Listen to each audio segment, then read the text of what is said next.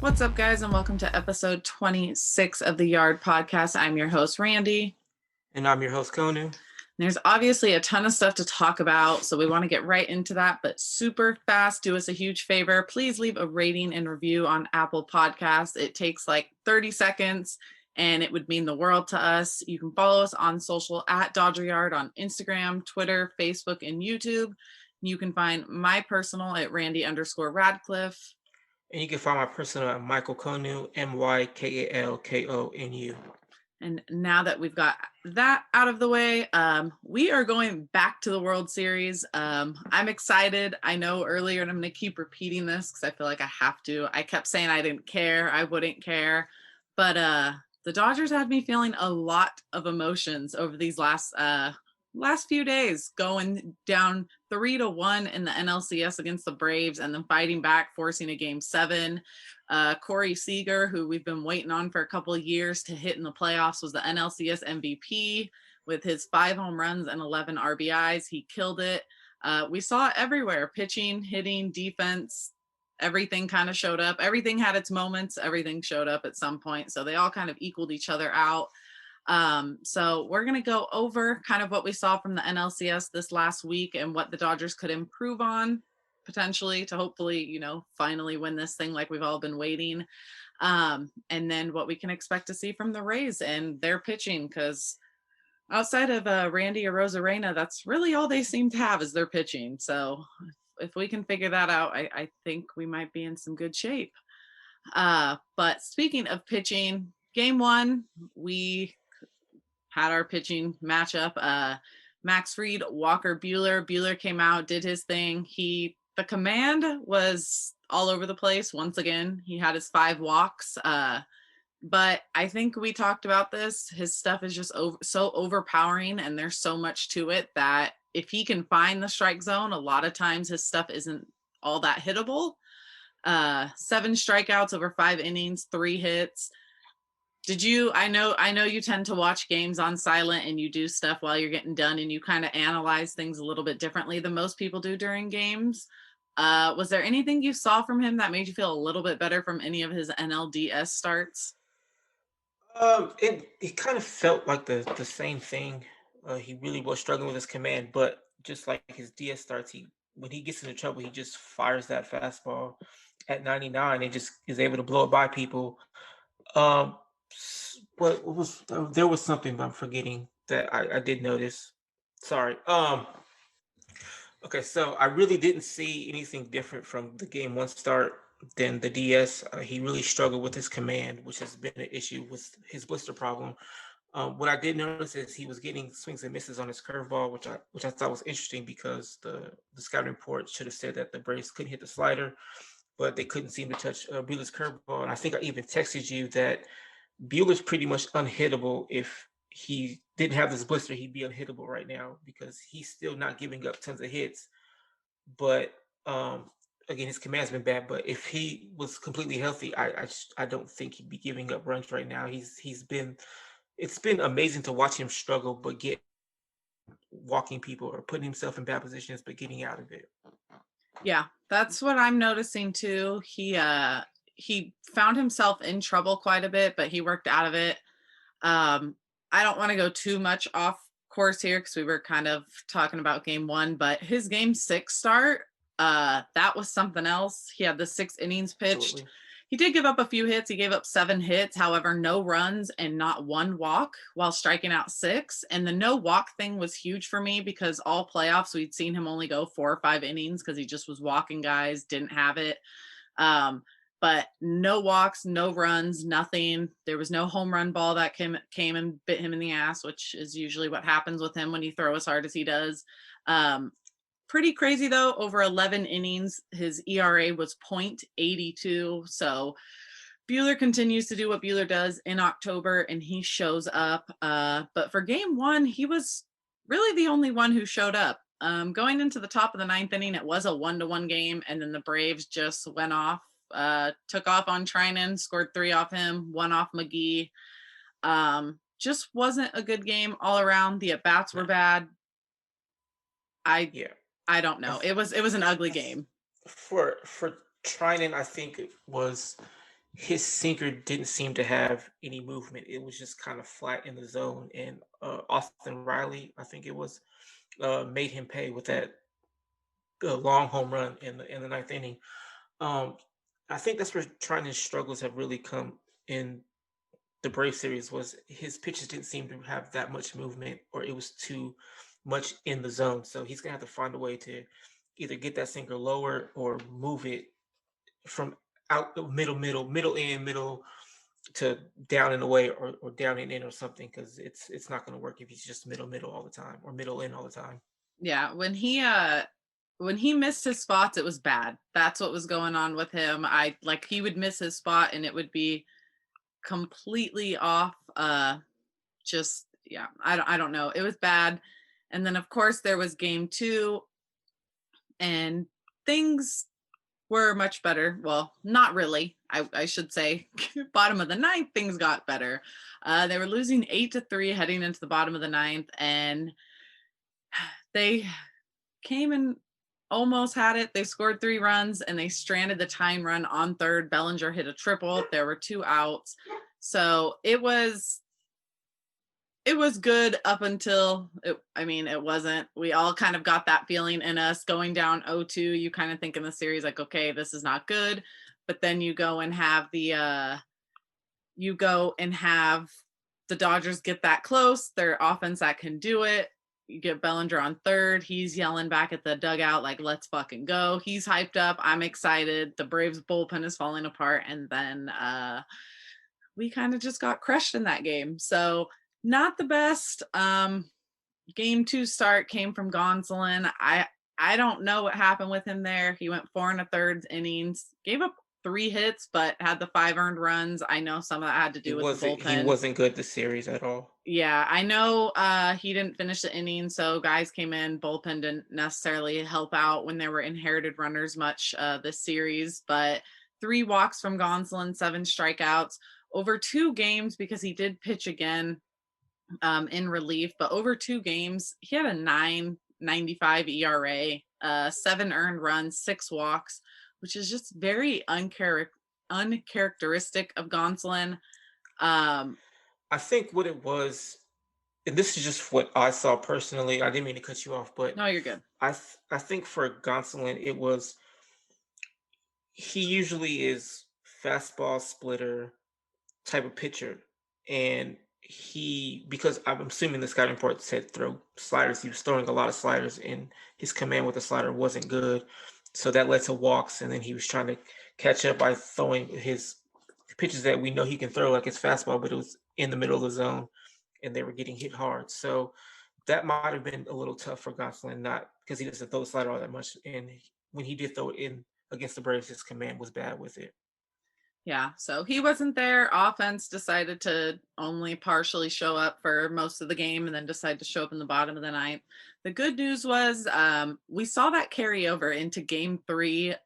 They scored 11 runs in the first inning. We saw home runs from Jock Rios and Muncy all had first inning home runs. Well, Muncy had a freaking grand slam. Seager had a home run that game. Bellinger had a home run that game. Seager actually had a huge game that day, went 3 for 4 with 3 RBIs. Muncy, who didn't do that great offensively, he got quite a few walks. I will give him that. He didn't hit much in the NLCS, but he went 2 for 4 that day with 4 RBIs. Jock, who was awful, like really awful all season, has shown up because that's what he does in October. He went 4 for 6, had 3 RBIs that night. Bellinger and Smith also had multi RBI games. That just kind of felt like the cylinders were clicking from top to bottom. They did only score 4 more runs the rest of the game, but to be down in the series 0-2 and then come out swinging like that and score 11 runs in the first inning. They scored, it was record runs scored in an inning. So that was a lot of fun. I remember us sitting, we were texting and it kept happening. And I was just like in shock. Like I just kept expecting it to end and it just kept going. Even with 2 outs, they just kept hitting. It was so much fun. Yeah, I thought the inning was going to end after, I don't know, was it 3, maybe 4, and then Rios hit a home run, and I was like, holy shit, they've come out on fire. and of course they end up scoring a whole lot more. That was a really good game from them. The pitching held up pretty well too, right? What was the final score? 15-3, and they didn't Yeah, score a lot. They didn't 15-3. score runs to like the last inning, Yeah, I and think. Yeah, Urias was on top of it that game. He only gave up 3 hits that game, 1 run, so he did give up a run, but yeah, the pitching was he's there. been fantastic all playoffs. Yeah, he really showed up, especially in game 7. They Yeah, really needed him, and he came out and did his thing. He had the 3 scoreless innings that game. So yeah, the pitching showed up, and against the offense like the Braves, anytime they held them to 5 or less runs, I was pretty happy because that is a very good hitting team. I don't, I'm yeah. putting my bias aside here, but in my opinion, they do have who I think is going to be the NL MVP this year in Freddie Freeman. So it's nothing against Mookie. I love Mookie. I wish he had it, but if you put the stats side by side, really no one in baseball was doing what Freddie Freeman was doing this year. And they held him. They gave up a couple home runs to him that mattered, but for the most part, I was pretty happy with how the pitching held up against the Braves lineup as a whole. But Yeah, there were some players who did well. I don't know what happened to Acuna. He was pretty bad this yeah, series, and sometimes he was getting pitches like middle, and he wasn't doing anything with it. So that was surprising to see. But it was also good for the Dodgers keeping him off base because he can steal bases pretty easily. I think yeah. we saw that in game. I can't remember, 6, 5. I don't remember, but he got on base I think twice and stole some bases as well as Albies. So Okay. yeah. Yeah. Yeah. They're a quick team. They're a young team. They're good. So I was happy Also, with it. I feel like Albies faded. Like the first 2 or 3 games, he was hot, and then I don't remember seeing him do anything else the Yeah, rest because of the series. he had those 2 home runs that Melanson caught. So in the bullpen. But yeah, that was their offense, their scary offense showed back up in game 4. Unfortunately, the Dodgers dropped that one 10-2. Rios drove in the only 2 runs of that game. He had his home run and then his sac fly. It was kind of messy. Through the first 5 innings, Kershaw held it down. He only gave up 1 run to the Braves, and then the 6th inning, He fell apart like yeah, usual. the 6th inning just kind of fell apart. I don't know where I stand on it. I kind of agree with the fact that I feel like someone should have been warming up in the bullpen sooner, knowing Kershaw's kind of playoff situation and how he Yeah, gets in the 6th and 7th inning. It would have been yeah, nicer if they didn't wait until the first few guys got on. yeah. Um, So I think with Kershaw, I agreed with what I think Nomar said that when he pitches, they don't usually give him a lot of runs. There was a few times, the Diamondbacks game 1 in the 2017 division series, but for the most part, they don't really score all that much when he pitches. And I think, I mean, he'll never admit it, but for me personally, I think all the talk gets to him. It gets in his head a little bit. So he's thinking about that, and then they're not doing anything. So he feels like he has to be perfect, and he starts making mistakes, and then it starts unraveling. Also, I think he's fine the first 5 innings, and then it kind of falls apart. So I'm thinking, let him go 5. I don't care what his pitch count is, and then you pull him. It's not great for the bullpen. I get it, but you're gonna have to do what you have to do. You can't just continue to throw him out there and he continue to mess up in the 6th and 7th inning. Let him go well, 5. Let him give his 1 run, and then move on. it ended up not being good for the bullpen anyways, leaving him in because then you That's have Gratterall come in and Gratterall blew up for kind of like the first time that we really saw. I mean, yeah, Cody saved his ass against San Diego. Gratterall did give up a couple hard hit balls, but he was saved by the defense. But yeah, he came in, gave up Kershaw's inherited runs. He also gave up 3 runs of his own. So that entire game just fell apart.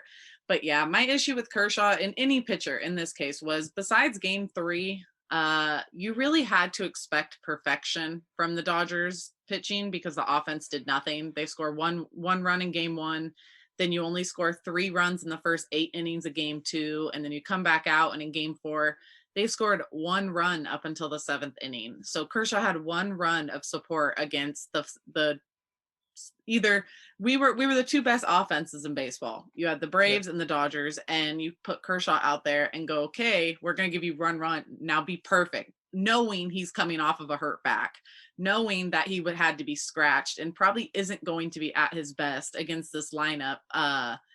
That's very good. So it could have been done differently. I'm hoping he's okay and he's healthy. We're going to need him, but Yeah.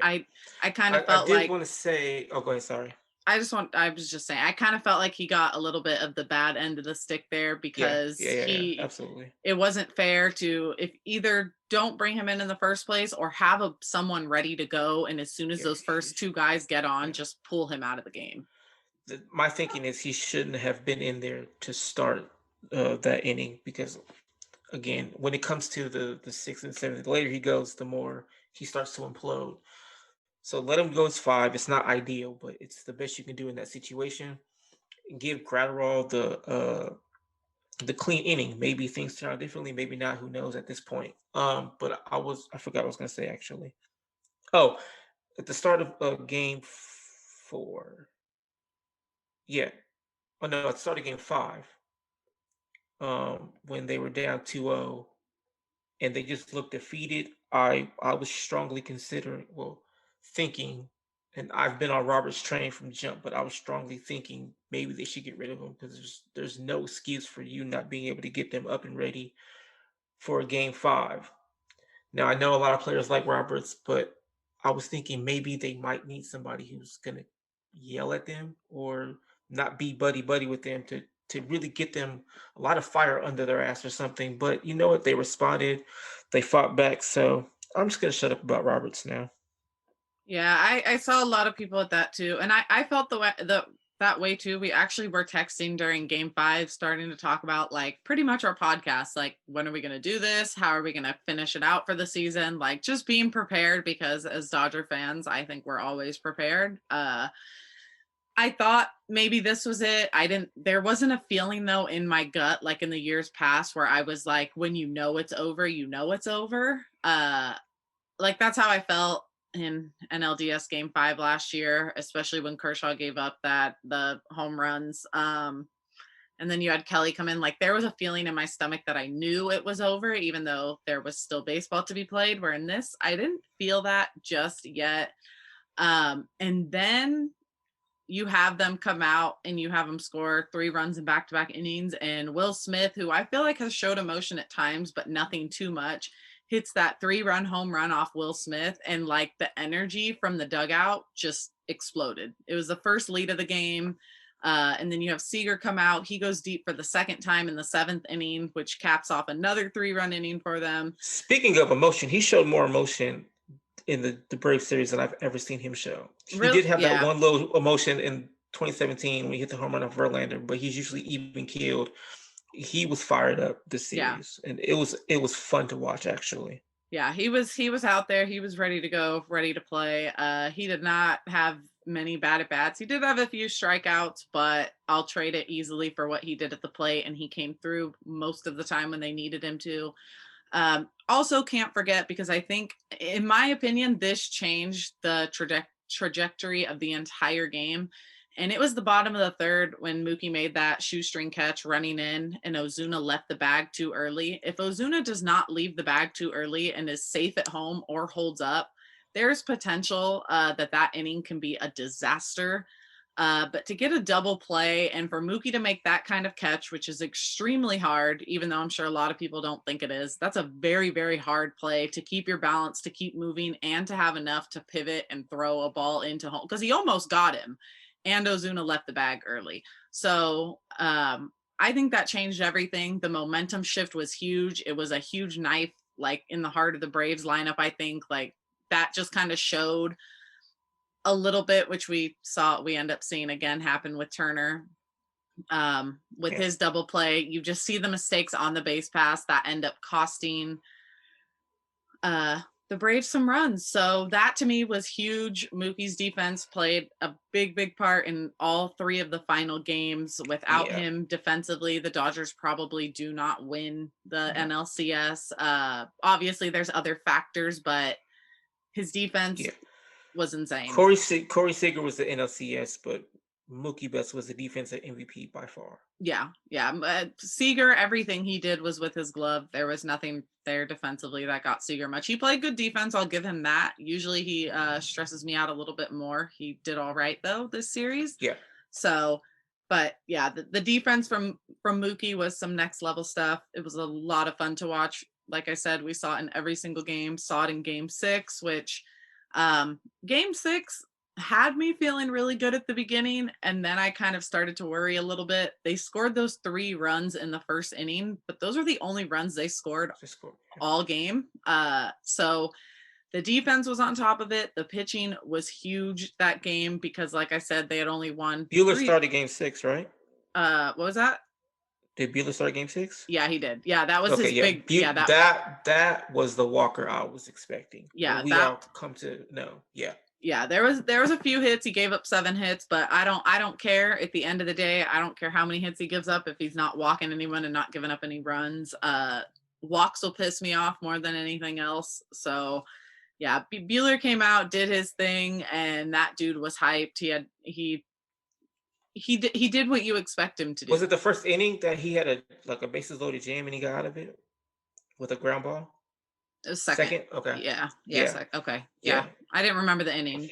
He was hyped as fuck after that. Yeah, he was. And that's what he does. Crazy stat to think about. And I feel a little bit bad because I feel like this speaks a little bit on the October struggles for Kershaw. But what I want to focus on is just how good Buehler is. Buehler has already tied Kershaw for the most 6-inning shutout appearances in the playoffs for Dodgers with 3. So Buehler's been in the playoffs since 2018. He's averaging one a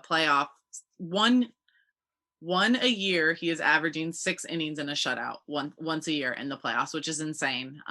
Especially when he just came up in 2017, but really didn't play until 2018. But dude is killing it. He showed up that game. Luckily, Seager and Turner went back to back in the first inning. Bellinger came through with a base hit.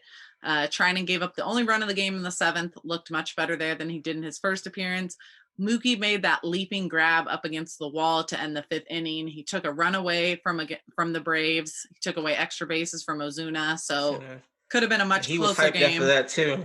I was really happy with the Dodgers' energy. Yeah. After Game 5. Yeah. It was after 5. We saw him kind of turn it up a little bit, next level. We saw him making catches. Mookie was on some different shit. I loved it. It was great. The energy. We saw it again in Game 7.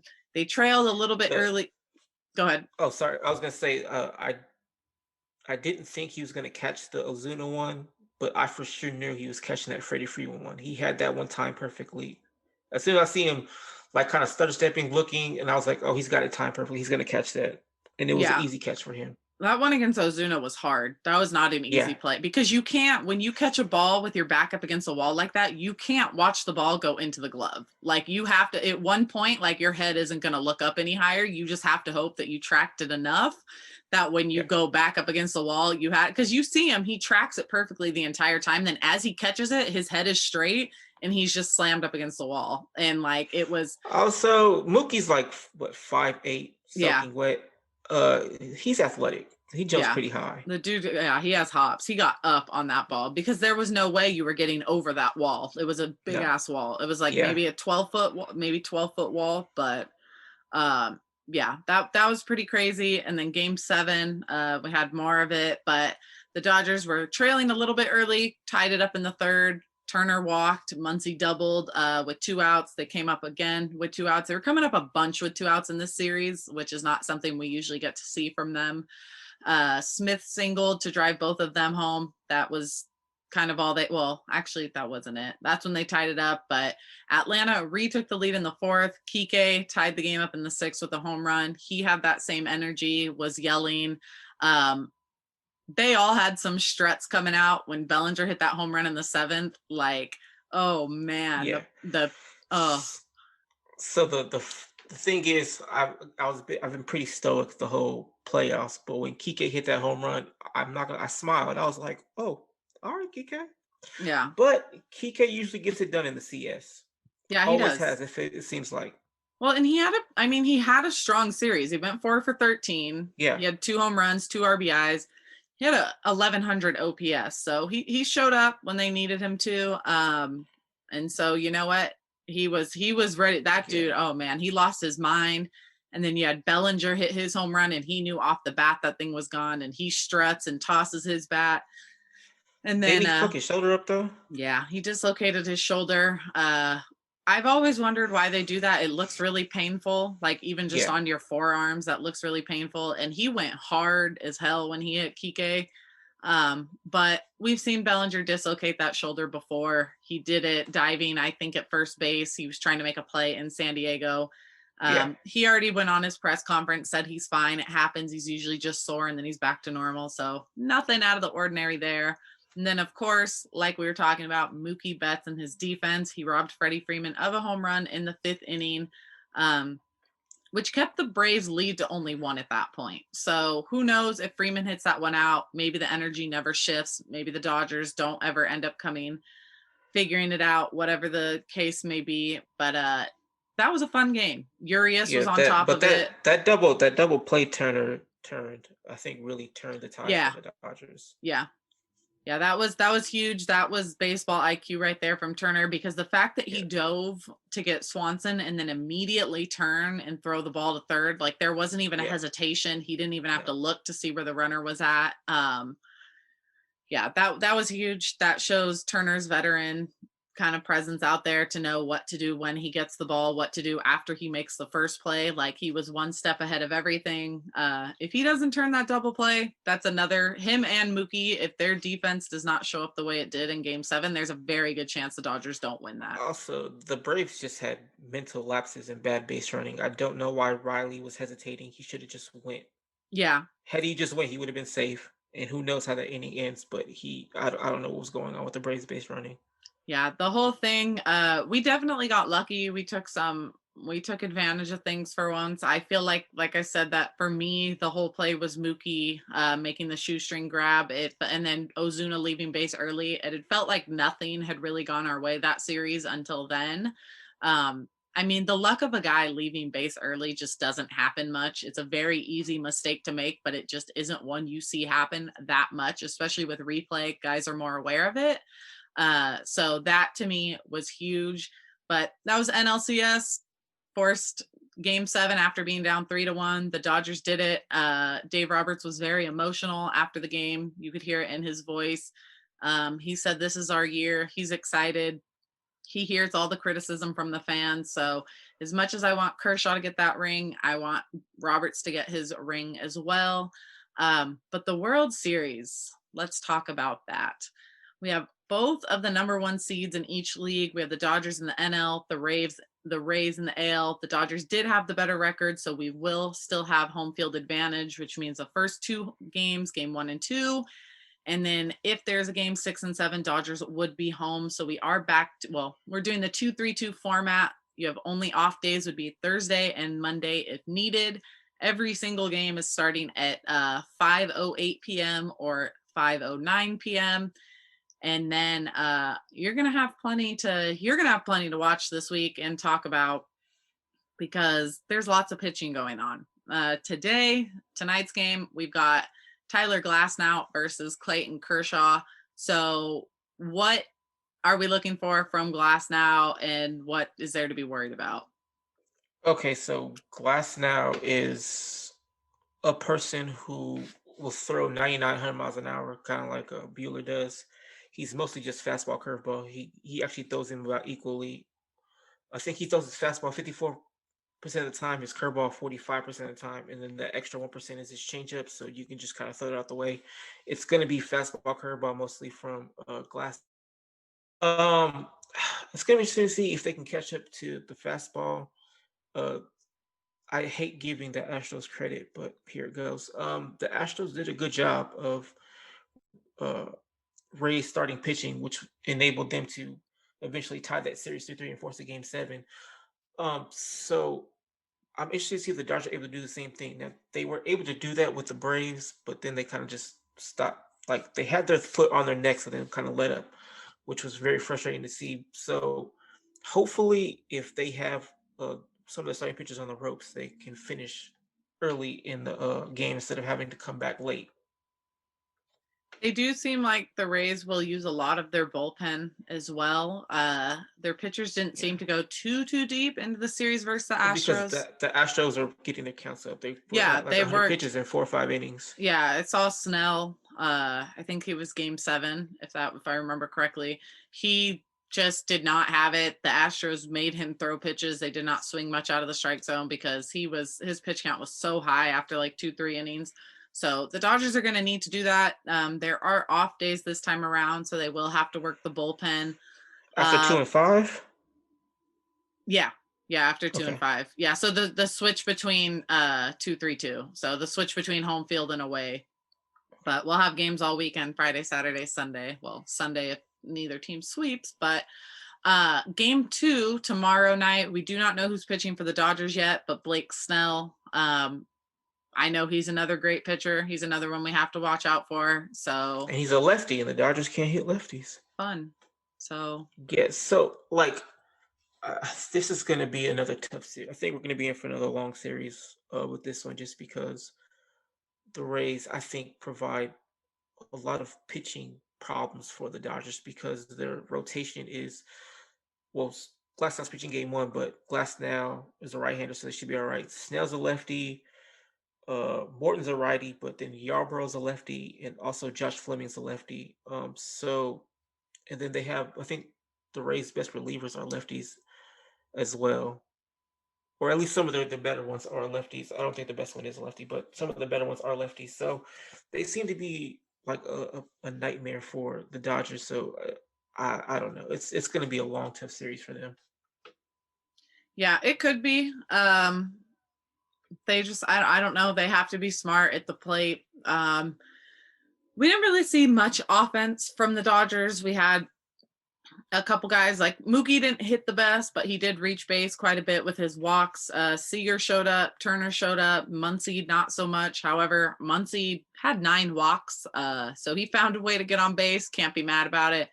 Bellinger did not hit to save his life. Same thing though, few more walks. I don't know if we're gonna get that lucky. The Braves had a lot of younger pitching who didn't have experience in the playoffs. And I know there's not a ton of Tampa Bay pitchers who have all this experience in the playoffs, but it's not a ton of rookies. Like you have Glasnow, you have Snell.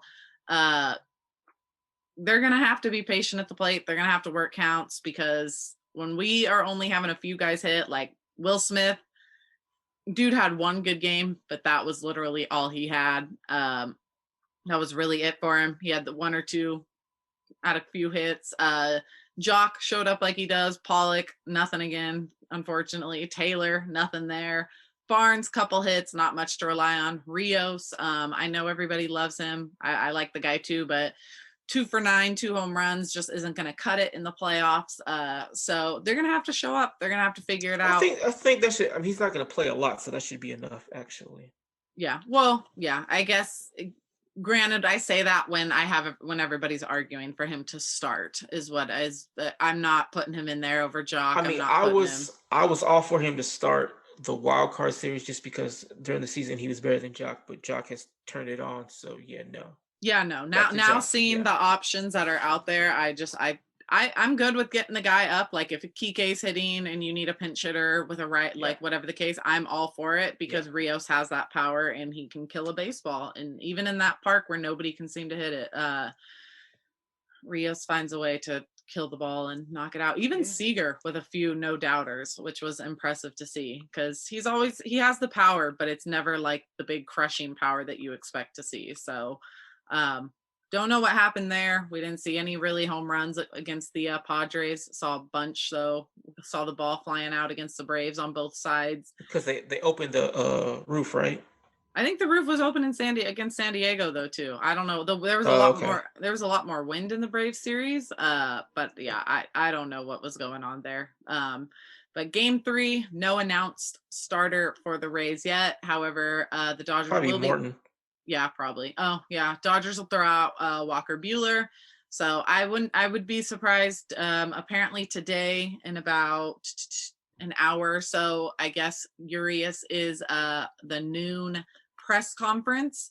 So there is some speculation that maybe he's getting the start. That's why he's talking to reporters today, because they usually have the starter talking the day before their start. Oh, he's gonna start game 2? I'm thinking maybe because he has a press conference. He's on the press conference today. So usually that's what they do with the starting pitchers. Should probably use an opener. Yeah, maybe. But you know what? The way he showed up, I can't. I'm gonna give him his shot to do what he needs to do. So, But here's the thing: the Dodgers are going to need to win today, because yeah, if they don't, it's likely they go down 2-0. maybe, Do they really want to do this again? maybe. Well, it's the Dodgers, so yeah, they would absolutely want to do this again. What am Yeah. I saying? I don't know. I'm not too worried. It depends on who they use from the bullpen tonight. I felt like we really taxed the bullpen last series. Granted, there are days off this round, so it's not as worrisome, but Yeah. What was I gonna say? Oh, the Rays offense it's isn't better awful. than the Braves. It's not better than the Braves, so that could be something for the Dodgers. The Rays strike out a ton. They struck out the most during the regular season as well as the postseason, but they have managed to come up with timely hits. So That they do. that's something to also look out for. Rosarena is going to be who they have to be careful with, because that dude is basically the only reason why the Rays moved on. They had a couple other guys come through, but like that was their guy. Right. But I think the Rays are like the perfect example of feast or famine. And as I was doing some digging, they actually hit the slider and curve pretty well. So that does not bode well for Kershaw tonight, who's mostly slider and curve. We might get off to a rocky start tonight, is all I'm saying. Yeah. And they tomorrow, might. Blake Snell pitches. Unless they somehow figure out how to hit a lefty, they could be looking at a 2-0 deficit again, somehow. Maybe not. At this point, I don't know. We're here. I'm happy about it, so I'm gonna see what happens. And I just need the offense to show up. I'm not too concerned about pitching, not too concerned about the Rays, especially in Arlington. They do have some guys. I think it could be a very close series. I also think, like I felt with the Braves, just depends on what the Dodgers do, if they decide to show up tonight or if they want to wait 3 or 4 games. So we shall see. That they have to make everything difficult. So yeah, that's why I'm not stressing. Like, even if we lose tonight, I'm just gonna ride this one out, because I feel like I don't know what to do with this team anymore. I don't think they're gonna lay down. They'll show some fight, because they did that last series. But even if they do show some fight, doesn't mean they're gonna win this time. Yeah, but I don't know.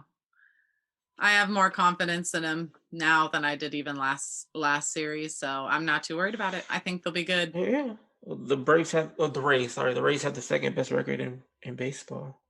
Yeah, they also played in a god awful division with the worst team in almost one of the worst team in baseball. The Red Sox and the Orioles weren't all that great. But I also felt like they had to play better pitching. I know the Mets suck, but you still have to face DeGrom. The Yankees pitching staff isn't great, but you still have to face Cole. The Phillies aren't good, but they still had to face Wheeler and Nola, who are good. So they've had to face tougher pitching than the Dodgers had to. They did, but I also don't know what their records were when they faced that better pitching. So I don't know. I'm gonna take our chances. This team. I mean, if we win, we win. I'm gonna be happy. If we don't, we don't. We've done this twice already in the past 4 years, so I'm prepared either way. Yes. For me, it was perfect to lose in the CS, just because. I mean, the Braves are a really good team. It is what it is at that point. But losing in the World Series again, even though they've done it twice, it's just brutal. Oh, they're not going to lose this time. I'm going to tell you that right now. I already told you how I felt about. Okay. I told you, and I have it on text.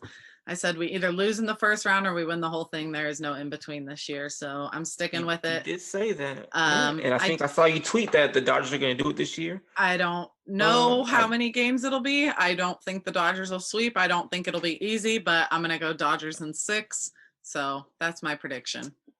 I'm going to say, just like I did last time, it's going 7. I don't know who's going to. I didn't say a winner last time. I said it's going 7, and I think it's going to go 7 again.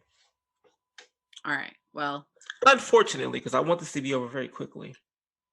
no, things don't work that way for us. So, No, it does not. but with that said, that's all I have for this week. I'm nervous, kind of, sort of. I don't know how to feel. My emotions don't kick in until right before game time. I try to ignore it for the most part. So, I'm a little stoic right now, but I'm ready to go. I have zero interest in recording an episode next week talking about how we lost and how whoever fell apart, whatever fell apart.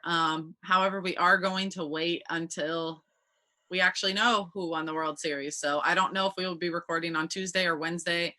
Game 6 would be on Tuesday. Game 7 would be on Wednesday. So we appreciate you guys listening as always. Go Dodgers. Let's win the World Series. Don't forget to follow us on social at Dodger Yard. You can find me at Randy_Radcliffe. And you can find me at Michael Konu. And we will catch you guys next week, hopefully to talk about a World Series win and not a loss. But all right, guys, we'll talk to you later. Bye. See you later, guys.